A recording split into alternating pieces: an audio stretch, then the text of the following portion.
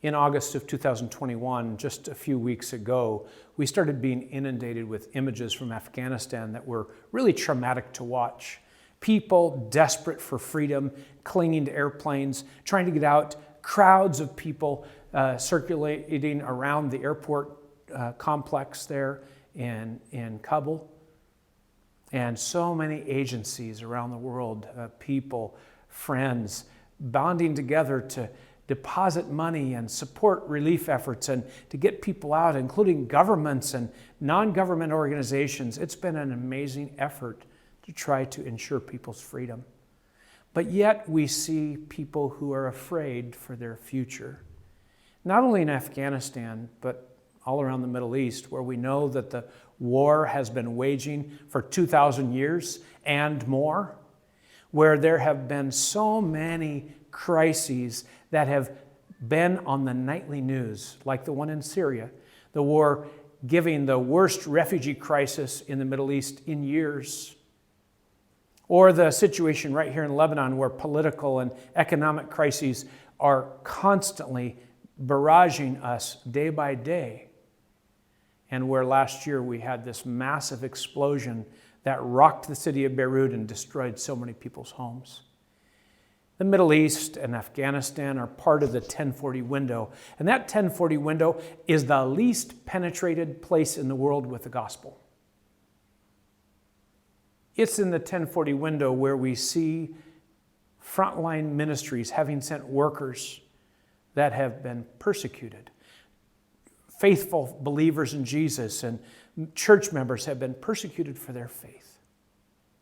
You know, it's at a moment like this that I recall the story of Queen Esther, who saw the potential devastation of her own people. And what did she decide to do?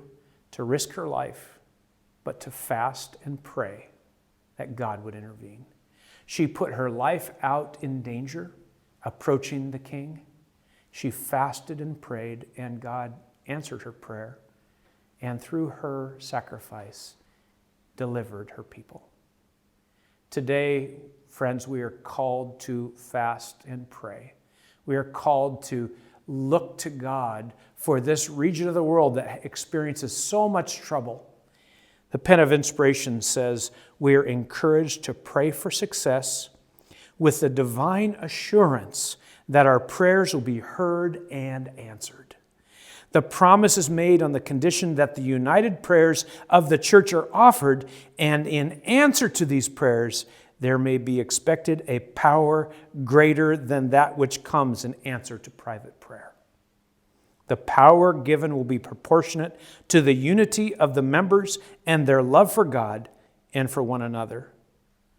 She also says, stand shoulder to shoulder, uniting our prayers at the throne of grace, that we may move the arm of the omnipotent. And here we are with music, with gratitude, with supplication, bonding together this weekend for prayer.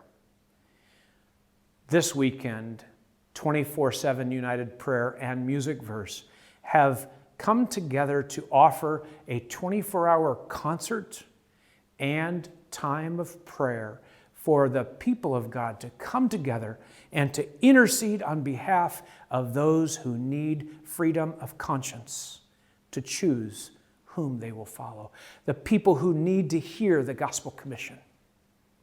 As we engage with prayer October 2 and 3, we ask that you will join us to pray for Afghanistan, to pray for the people of the Middle East, and to pray that God will continue to bless the efforts of sending the gospel throughout the 1040 window. Thank you for joining us in prayer.